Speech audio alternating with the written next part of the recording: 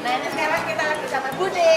Nah Bude, ini tolong diperkenalkan dulu, terus nanti cerita ini gimana menurut Bude tentang BF Laundry ini.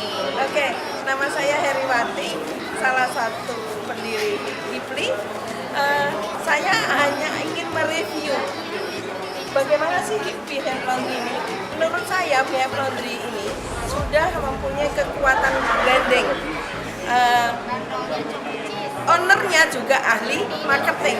Maka itu menurut saya BF Laundry tidak hanya sekedar laundry biasa yang hanya mengandalkan profitnya, melainkan ahli juga di bidang branding. Bayangkan, orang lain membangun satu outlet bisa memerlukan waktu 5 tahun, tetapi BF Laundry dalam 1 tahun bisa 10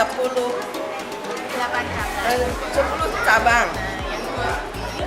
8 sudah, ya. Tahun kedua 8 bisa. sudah, yang 2 lagi running. Iya. Kalau untuk kelas laundrynya nih Bu. Oh ya, kenapa selain branding yang kuat, ownernya juga rajin berbagi ilmu. Di mana itu kita harus temukan di YouTube atau Di websitenya www.kelaslaundry.com. Jangan lupa tengok dan berikan subscribe. Sampai jumpa.